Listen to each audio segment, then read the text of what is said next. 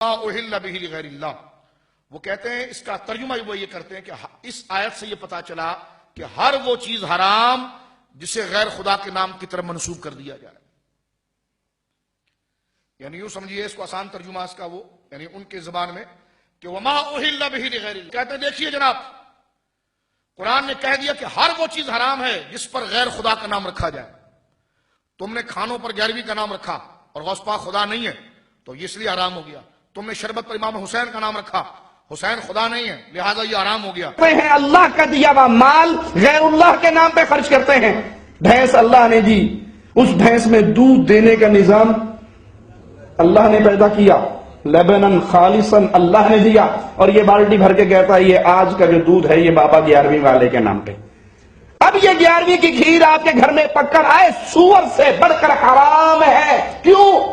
اللہ کی دیا ہوا مال اس نے خیر اللہ کے نام پہ مشہور کر دیا. کوئی کلمہ گو اپنا جانور لے جاتا ہے اور قبر پہ جا کے بابا جی کی نیاز کا نام کا ذبح کرتا ہے اور اس دیگ کا کھانا آپ کو لا کر دیتا ہے. حرام ہے، سور سے بڑھ کر حرام ہے، نہیں کھانا، پھینک دیجئے، نہ لیجئے. ہم نے کہا یہ آیت کا ترجمہ ہی ٹھیک نہیں ہے. یہ آیت اپنے معنی میں عام نہیں ہے، خاص ہے. تو وہ ہم سے پوچھتے ہیں کیا خاص ہے؟ ہم نے کہا یہ ذبح کے ساتھ خاص ہے، یہ منسوب کرنے کے ساتھ عام نہیں بلکہ ذبح کے ساتھ خاص ہے. وہ ہم سے پوچھتے تم ترجمہ کرو کیا ہے. ہم ترجمہ کرتے ہیں ہر وہ جانور حرام جس کو خدا کے علاوہ کسی کے نام پر کاٹا جائے. اب وہ ہم سے کہتے ہیں اس کی دلیل کیا ہے. ہم نے کہا پہلے تو ہمارا الزامی سوال ہے، اس پر الزامی سوال ہے. وہ کہنے کہ کیا الزامی سوال ہے؟ ہم نے کہا تمہارا ترجمہ دو طریقے سے ٹھیک نہیں ہے. ایک تو الزامی سوال ہے، دوسرا تحقیقی سوال ہے. الزامی سوال یہ ہے کہ تم نے ترجمہ یہ کیا کہ ہر وہ جانور حرام، ہر وہ چیز حرام جس کو غیر خدا کی طرف منسوب کیا جائے. ہم نے کہا یہ ترجمہ تمہارا ہے؟ کہنے لگے ہاں. میں نے کہا یہ اتنا بڑا خطرہ تمہارے لیے بھی کھڑا کرے گا کہ تم بچ نہیں سکو گے. کہنے لگے وہ کیسے؟ یہ آیت ہے کہاں پر؟ کہنے لگے جی سورہ بقرہ میں. ہم نے کہا بقرہ خدا کا نام ہے؟ کہنے لگے نہیں. ہم نے کہا بقرہ کس چیز کو کہتے ہیں؟ کہتے جی گائے کو کہتے ہیں. تو میں نے کہا جس سورت پر پڑھ رہے ہیں وہ سورت ہی غیر خدا کے نام پر ہے. کیونکہ آپ نے ترجمے کو عام رکھا تو الزاماً پہلے یہ جواب دیا. ٹھیک ہے، قرآن کی تقریباً صورتیں غیر خدا کے نام پر ہے. نمل چونٹیوں والی صورت، نمل خدا کا نام ہے. عنکبوت مکڑی والی صورت، فیل ہاتھیوں والی صورت، قریش قبیلہ قریش کا ذکر وہاں پر موجود ہے. سورہ لہب، ابو لہب. اب آپ دیکھیں جس میں ابو لہب پر عذاب اور عتاب ہوا. تو اب قرآن کی بعض آیات تو وہ ہیں سورہ کافرون، دیکھ رہے ہیں آپ. تو اگر ان پگلوں کی اس بات کو مان لیا جائے کہ ہر وہ چیز حرام جو خیر خدا کے نام پر پکارا جائے تو پہلے تو سورتوں کے نام بدلو. سورت کا نام لے تو سورت نمبر 1 سورہ اللہ، دوسری سورت سورہ اللہ، تیسری سورہ اللہ، چوتھی سورہ اللہ. اس لیے کہ اللہ کے سوا کسی اور کا نام لگیں گے تو چیز حرام ہو جائے گی. تو مجھے بتائیے اگر یہ ترجمہ کر دیا جائے تو پورا دین ہی ختم ہو جاتا ہے ان کے کہنے پر. ٹھیک ہے. اور پھر دوسری بات آپ دیکھیں حدیث شریف کی پہلی کتاب بخاری شریف، خدا کا نام نہیں. دوسری شریف کتاب مسلم شریف، خدا کا نام. تیسری کتاب ترمذی شریف، خدا کا نام. چوتھی ابن ماجہ، خدا کا نام. پانچویں ابو داؤد، خدا کا نام. چھٹی نسائی، خدا کا نام. ٹھیک ہے. مسجدوں میں خدا کا نام، کعبہ خدا کا نام نہیں، قبلہ خدا کا نام نہیں، قرآن خدا کا نام نہیں. تو اگر اس ترجمے کو عام رکھا جائے کہ ہر وہ چیز حرام جو یہ دیکھو نا آپ لوگ کو ڈراتے ہیں ہاں اس لیے 11ویں حرام کے غیر خدا کے لیے تھی. تو ہم نے کہا پھر یہ جو غیر خدا کے نام آئے اس کو کیا کرے گا تو؟ یہ کہاں جائے گی؟ یہ تو الزامی سوال تھا. اب تحقیقی جواب اس کا یہ ہے جو مفسرین نے اس کا معنی کیا.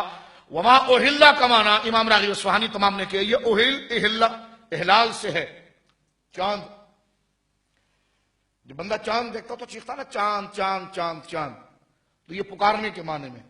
تو وما اوہل اور آواز بلند کی جائے، آواز بلند کی جائے. وما اوہل بہ لغیر اللہ، وہاں پر علماء نے قید لگائی ہے، فرمایا ای ذبح للاصنام والطواغیت.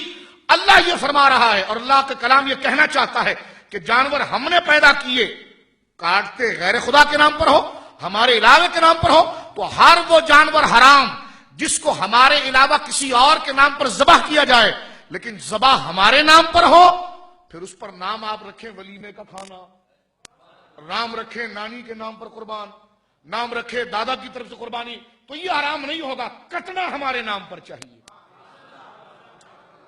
اس کی ایک آسان سی مثال دے کر میں آگے چلا جاتا ہوں۔ فتح قاضی خان ہمارے فتاوے کا اور ہمارے فقہ حنفی کا ایک بہت بڑا ماخذ ہے، اس میں ایک مسئلہ لکھا ہوا ہے، اس سے آپ کو سب چیز پتہ چل جائے گی کہ ایک ہندو پنڈت نے اپنی مندر میں ایک بکرے کے بچے اور چھوٹا سا بچہ لے کر پالا، اور پالنا جس دن سے اس نے خریدا تھا اب اس کو کاٹنا تھا 1 سال بعد، لیکن 1 سال تک جو اس کو وہ اناج اور چارہ دیتا رہا، پالتا رہا، تو اس کی نیت دن اول سے لے کر ذبح کرنے تک یہ تھی کہ یہ میں اس مورتی کے لیے پال رہا ہوں۔ اب دیکھو بت کی طرح منسوب ہو گیا نا جانور۔ اب وہ جب اس کو دانا کھلا رہا کہ جب یہ تگڑا ہو جائے گا تو کٹے گا بت کے نام پر، کٹے گا بت کے نام پر، کٹے گا بت کے نام پر۔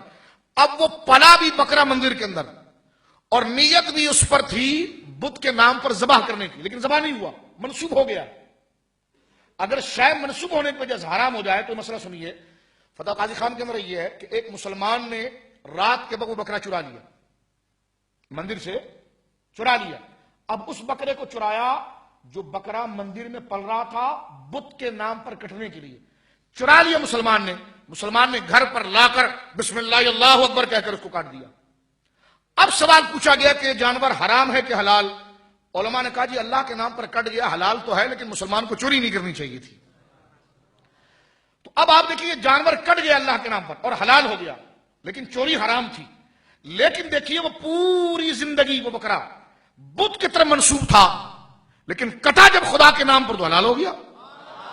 تو اس آیت کا 11ویں شریف کے خلاف سے کوئی تعلق ٹھیک ہے۔ اب آئیے اس آیت کو سمجھنے کے بعد جو ان کی سب سے موٹی اور سب سے بڑی دلیل تھی، یہ کہتے ہیں نسبت آپ نے کر دی تو نسبت کرنے کی وجہ سے حرام ہو گیا۔ بخاری شریف کے اندر حدیث موجود ہے، سرکار دو عالم صلی اللہ علیہ وسلم خود فرماتے ہیں کہ احب الصلاۃ احب الصیام الی اللہ تعالی صیام داؤد، اللہ کی بارگاہ میں سب سے اچھا روزہ جو ہے وہ روزہ داؤد ہے، روزہ اللہ نہیں، صوم داؤد۔ تو اب آپ دیکھیں صوم کی طرف حضرت داؤد کی نسبت ہے تو وہ روزہ حرام ہو جائے گا؟ نہیں، یہ نسبت مجازن ہے، تعارف کے لیے ہے۔ اب اس کو دیکھیے ملا جیون رحمۃ اللہ علیہ نے، میں آگے چل کر اس پر چند باتیں عرض کر دیتا ہوں۔ ملا جیون رحمۃ اللہ علیہ نے اس بات پر بڑی پیاری بات لکھی۔ یہ 500 سال پرانے عالم ہیں اور واضح طور پر لکھتے ہیں، فرماتے ہیں وَمِنْ ہَا ہُنَا، فرماتے ہیں ہمارے ہندوستان میں ہمیں یہ بات پتہ چلی ہے کہ ان البقرۃ المنظورۃ للاولیاء، یہ تفسیر احمدیہ میں ہے کہ ہمارے ہندوستان کے بہت بڑے عالم گزرے ہیں، تو ان کے شاگردوں بعد میں آتے ہیں، ٹھیک ہے۔ تو یہ فتویٰ یہاں پر دیتے ہیں، فرماتے ہیں کہ ان البقرۃ المنظورۃ للاولیاء، کہ ہم اپنے ہندوستان میں دیکھتے ہیں کہ کچھ لوگ گائے کو نظر بناتے ہیں اولیاء کے لیے، کما ہوا فی رسمی، جس طرح ہمارے ہندوستان کا رسم ہے۔ فرماتے فی زماننا، ہمارے ہندوستان کے اندر فرمایا حلال طیب، یہ حلال و طیب ہے، اس لیے کہ وہ نظر بمانا عبادت کے لیے نہیں ہے، وہ نظر عرفی بمانا تحفہ، یعنی کٹے گی گائیں خدا کے نام پر اور ثواب پہنچے گا غوث اعظم کو۔ تو غوث پاک کے نام پر کٹے گی سے مراد یہ ہے کہ کٹے گی اللہ کے نام پر، اگر مجازن کوئی لفظ بول دے، لیکن یہ کہ جی کس کے لیے گائے لائے گی؟ غوث پاک کے لیے لائے۔ کیا مطلب غوث پاک کے لیے لائے؟ یعنی کٹے گی اللہ کے نام پر اور ثواب غوث اعظم پر پہنچے گا۔ مولوی ثناء اللہ امرتسری، یہ اہل حدیث مذہب کے سب سے بڑے چیمپئن اور مناظر گزرے ہیں، 1948 میں ان کا انتقال ہوا ہے۔ یہ ان کا فتاوی ثنائیہ، کیونکہ بحث کو ختم کرنا ہے لہٰذا یہ بہت بہترین حوالہ ہے آپ کے سامنے رکھنے کے لیے، اور دوسری جلد ہے، اور یہ کتاب چھپی ہے اسلامک پبلشنگ ہاؤس شیش محل لاہور سے۔ سوال کرنے والے کا نام ہے محمد ہاشم خریدار۔ وہ سوال کیا کرتا ہے؟ سوال، کل یہاں پر ایک جلسہ بنگلور کے مسلم لائبریری کا ہوا، سوال ہو رہا ہے، جس میں مولوی حاجی غلام محمد نے لیکچر دیا اور دوران تقریر میں 11ویں اور 12ویں میں برائے ایصال ثواب غرباء کو کھانا وغیرہ کھلانا جائز کہا ہے۔ آپ کے نزدیک اس کے عدم ثبوت کے دلائل کیا ہیں؟ وہ لکھتے ہیں، وہ دیکھتے ہیں جواب، میں پورا فتویٰ پڑھ رہا ہوں۔ وہ کہتے ہیں جواب 11ویں 12ویں کی بابت فریقین میں اختلاف صرف اتنی بات میں ہے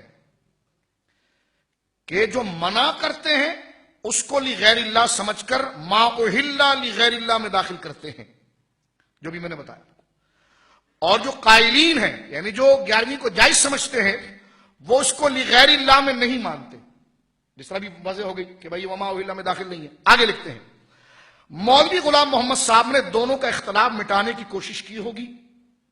11ویں 12ویں کا کھانا بغرض ایصال ثواب اگر کیا جائے، یعنی یہ نیت ہو کہ ان بزرگوں کی روح کو ثواب پہنچے، نہ یہ کہ یہ بزرگ خود اس کھانے کو قبول کریں، اس واقعی میں کوئی اختلاف نہیں، یہ ٹھیک ہے۔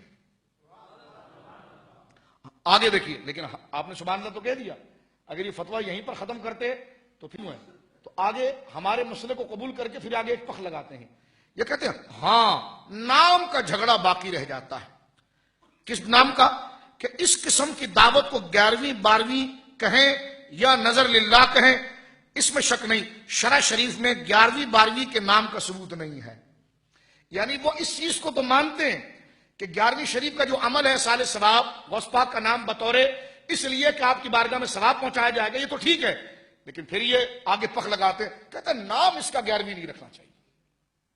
ٹھیک ہے، سال ثواب اگر ہیں تو یہ بالکل ٹھیک ہے، نام اس کا جو ہے وہ 11ویں نہیں رکھنا چاہیے۔ تو میں نے کہا کہ چلیں اتنا تو آپ نے ثبوت کر لیا کہ 11ویں بطور احصال ثواب کے حلال ہے، اختلاف صرف یہ ہے کہ 11ویں نام نہیں رکھنا چاہیے۔ تو میں پوچھتا ہوں یہ آپ نے اپنے فتاوے کا نام فتاوی ثنائیہ رکھا ہے، اس پر قرآن کی کون سی آیت ہے؟ اس پر حدیث کی کون سی آیت ہے؟ اور آپ کے ابا نے آپ کا نام ثناء اللہ رکھا، تو کون سی آیت میں اشارہ تھا کہ جب آپ کے ابا کے گھر آپ پیدا ہوں گے تو اس کا نام ثناء اللہ رکھا جائے گا؟ کیونکہ آپ کہتے کہ نام رکھنے کے لیے قرآن و سنت سے دلیل چاہیے، کہ لگے یار دنیا میں تو کئی 100 فتاوے ہیں، کئی 100 علماء ہیں، ہر ایک نے فتویٰ دیا ہے، میں نے بھی نام اس لیے لکھا تاکہ ان کے ناموں میں اور میرے ناموں میں تعارف ہو جائے۔ تو میں نے کہا مولوی صاحب یہی بات ہے، دنیا میں ہزاروں ولیوں کو ثواب پہنچایا جاتا ہے، 11ویں نام اس لیے رکھا گیا ہے تاکہ غوث اعظم کی 11ویں اور ثواب میں اور اوروں میں فرق ہو۔